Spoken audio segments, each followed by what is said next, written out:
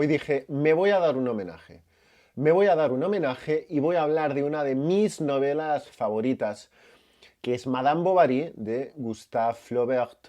Novela sobre la cual tengo una opinión muy controversial y que evidentemente, como siempre, me gustaría exponer aquí en este canal y abrir a debate. Yo pienso que Madame Bovary es una de esas novelas a las que a mucha gente le cuesta entrar. A mí en su momento también me costó uno, dos, tres intentos. Y mi tesis principal con Madame Bovary es la siguiente. No me cabe ninguna duda de que por muchas razones Bovary es una de las novelas más importantes de la historia de la literatura. Es una novela preciosa, es una novela divertidísima, pero, y aquí viene lo importante, Madame Bovary tiene uno de los peores comienzos de novela de la historia. O por lo menos, y yo creo que aquí está el kit de la cuestión, no está a la altura de sus momentos más altos, ¿no? Es decir, normalmente en una novela el inicio suele ser uno de los momentos climáticos, normalmente todo buen autor trata de nivelar las energías y todo buen autor intenta que el inicio de su propia novela pues sea prometedor, enganche al lector, ¿no? Tengo la hipótesis, no lo sé, porque no sé cómo funcionaba el cerebro de la época, de que tal vez por algunas, no sé, constructos sociales, por algunas manías, por algunos modus operandi de la época, Flaubert decidió iniciar la novela como lo inició, y entonces le salió algo muy raro, que como digo, es un inicio absolutamente, lo voy a decir así, despreciable, al cual le sigue toda una serie de pasajes, toda una serie de desarrollos psicológicos, toda una serie de descripciones y consideraciones sobre el alma y el espíritu humanos que son sublimes. Pero el inicio es malísimo. ¿Y por qué creo que el inicio es malísimo? Eh, Básicamente por lo siguiente. Hago un muy breve resumen en el caso de que no conozcas nada de la trama. Madame Bovary básicamente va de Madame Bovary, ¿no? Personaje protagonista de la novela. Y Madame Bovary es la esposa de Charles Bovary, que es un médico rural francés. Muy aburrido. Flaubert tiene una descripción fantástica, maravillosa sobre él, muy cruel, llena de humor negro, que es algo así como, cito de memoria, como tenía una conversación llana como una acera, ¿no? Llana como una calle, ¿no? Es decir, es una persona completamente, pues sí, lisa, sin sorpresas, sin ningún tipo de recoveco moral que despierte ningún tipo de interés, ¿no? Entonces, ¿qué pasa en Madame Bovary? Pues lo que ocurre es que la acción comienza centrándose en este personaje inane, anodino y despreciable. Un personaje del cual tú no querrías ser amigo. Un personaje del cual tú no querrías tener conversación. Un personaje del cual no querrías responderle un WhatsApp, ¿no? De Madame Bovary, sí. De Madame Bovary lo querrías saber todo. Madame Bovary es el prototipo de amiga que todo sujeto querría tener en la medida en la que tiene una vida sentimental llena de florituras, llena de eh, maravillas, ¿no? Llena de mucha conversación, pero Charles Bovary no. Entonces, claro, tú abres la novela y te encuentras con decenas, no recuerdo ahora, supongo que depende de la edición, pero te encuentras con decenas de páginas alrededor de Charles Bovary y dices, es que no me interesa lo más mínimo esta persona.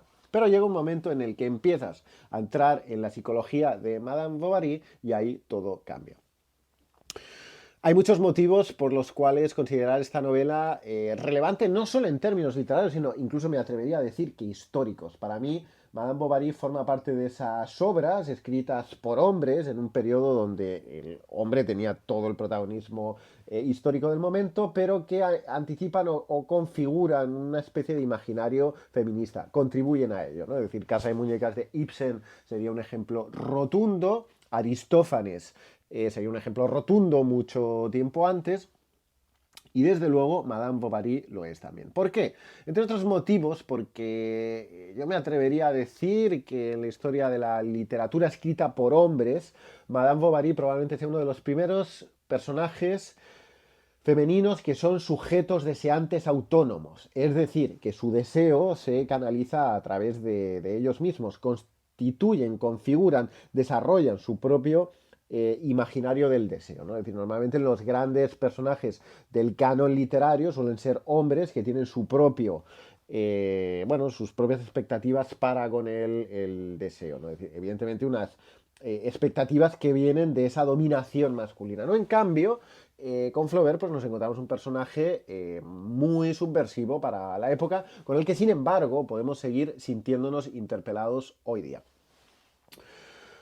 A pesar de que yo creo que Madame Bovary es una novela excepcional, pienso que ha sido mejorada, ¿no? Es decir, porque a fin de cuentas Madame Bovary, un poco a la manera del Quijote de Cervantes, representa ese sujeto cuya imaginación ha sido tomada, impulsada por la literatura y que por tanto busca replicar en la vida real aquello que ha visto en los libros. En este caso, para con la experiencia romántica o erótica, ¿no? Es decir, Madame Bovary, digamos, se acuesta con una persona que es deleznable y que es Charles, y por tanto se busca amantes, ¿no? Y de eso va la novela. Siglo y medio después, la actualmente premio Nobel Annie Ernaux publica Pura Pasión, traducida al castellano Pura Pasión, que básicamente es lo mismo, pero desde el punto de vista de la mujer.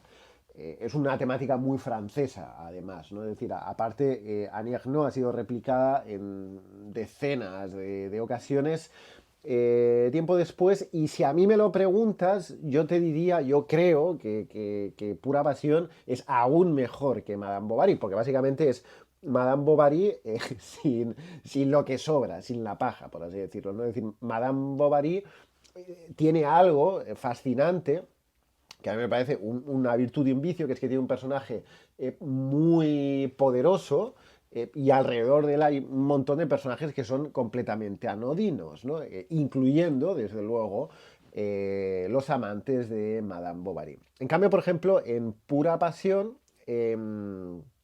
si tú haces un ejercicio de literatura comparada, solo tienes, digamos, a la protagonista y al amante. Y el amante tampoco es que pinte demasiado, ¿no? Es decir, porque lo que sabemos es a través de ella, de su recuerdo, de sus memorias, ¿no? Por tanto, prácticamente es la narradora para con su propia imaginación, ¿no? Entonces, si me lo preguntas, te diría, ok, Madame Bovary está bien, luego fue mejorada, ¿no? Es decir, formalmente es la misma esencia, pero sin lo que sobra, sin los aditivos. Entonces, para no darle más vueltas a cómo entrarle a Madame Bovary, mi primer consejo ya sabes que sería sáltate el inicio, sáltate 30, 40, 50 páginas, lo que necesitas y entra ahí. Y una vez que entres te vas a encontrar cosas como lo que sigue. Y aquí me gustaría como compartirte unos teasers, ¿no? Unos regalitos, unos easter eggs, unos huevitos de Pascua para alimentar un poco tu interés por la novela, ¿no? Entonces, he recuperado aquí uno de mis subrayados y te voy a leer desde mi ordenador. Cosas que leemos en la novela.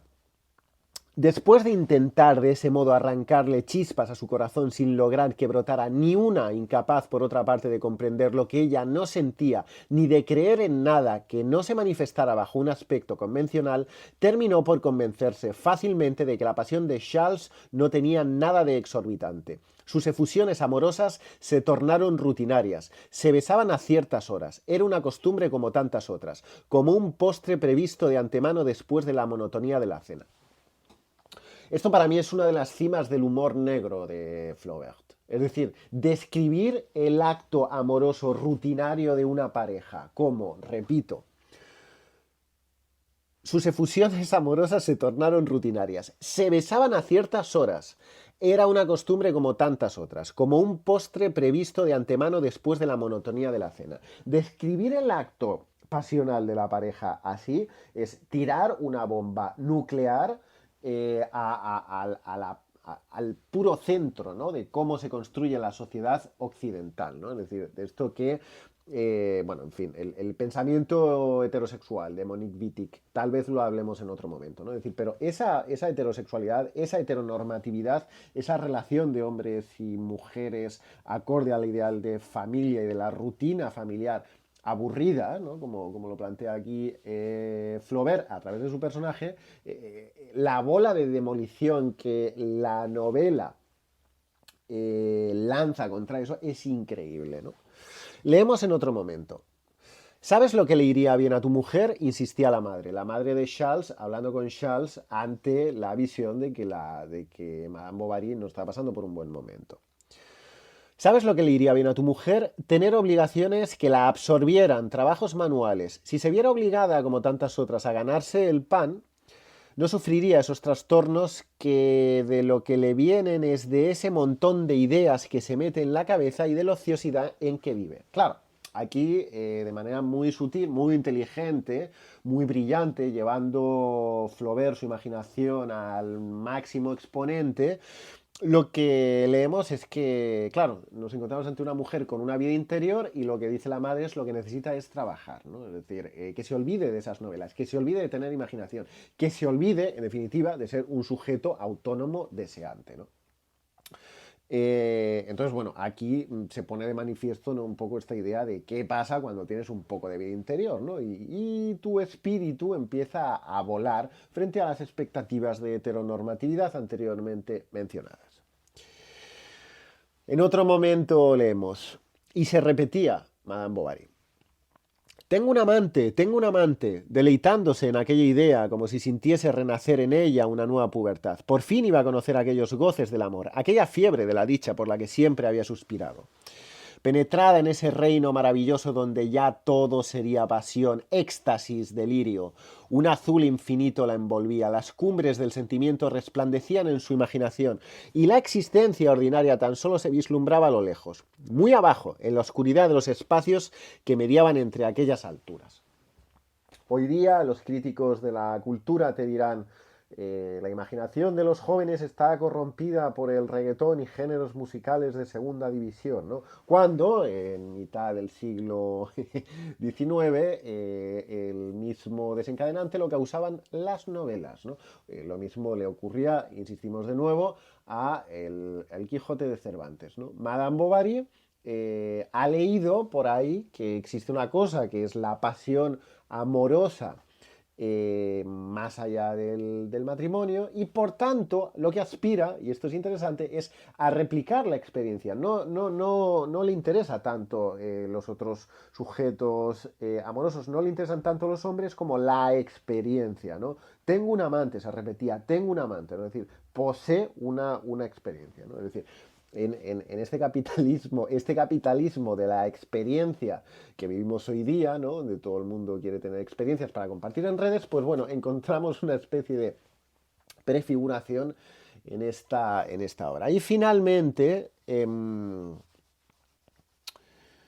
bueno, tengo dos pasajes más, pero me voy a quedar con uno. Porque de hecho, o sea, cuando entres en la novela, espero que este vídeo te sirva como recomendación para tirarte a la piscina de esta obra maestra de Flaubert. Encontrarás decenas de estos pasajes. Leemos. ¡Alguien viene! Exclamó ella, ¿no? Aquí en este momento Madame Bovary está con su amante y pueden ser descubiertos, ¿no? Dice, alguien viene. Rodolphe apagó la luz. ¿Llevas tu pistola? ¿Para qué? ¿Para qué va a ser? Para defenderte, susurró Emma. ¿De tu marido? Ah, pobre muchacho. Y Rodolphe remató la frase con un gesto que venía a decir, le aplastaría de un sopapo.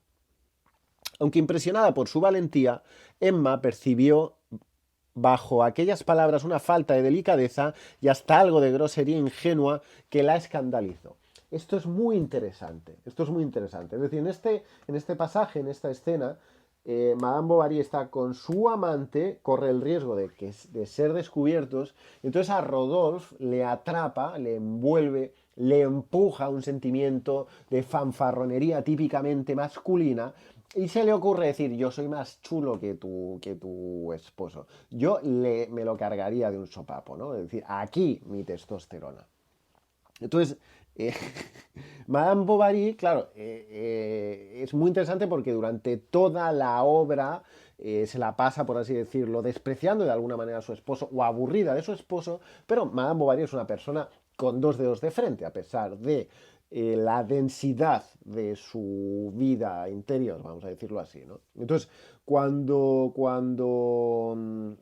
Rodolphe hace este acto de fanfarronería, ella lo que siente es lástima de su amante. Ella empieza a sentir el mismo asco que siente por su esposo, por su amante, porque en realidad son lo mismo, ¿no? Es decir, porque en realidad son hombres despreciables, ¿no? Lo que pasa es que uno lo tiene más cerca que otro, ¿no? Y más interesante aún, a pesar de que odie a su esposo, no le parece bien que su amante lo desprecie, ¿no? Es decir, mmm, si me perdonan la grosería del lenguaje, es un poco como pensar, son unos hijos de puta, pero son nuestros hijos de puta, ¿no? Es decir, con mi marido solo me meto yo, no mi amante, me meto yo. Y a pesar de todo, le quiero, o por lo menos le respeto. Nada más, espero que este vídeo te inspire a leerte esta novela. Si la has leído, siempre es un buen momento para releerla. Si la has intentado leer y te has encontrado con ese muro, espero que este vídeo sea un poco de ayuda para saltar ese muro. Si te interesan más vídeos de este tipo, evidentemente no tienes más que suscribirte a este canal. Muchas gracias por llegar hasta aquí. Seguimos la conversación. Hasta pronto.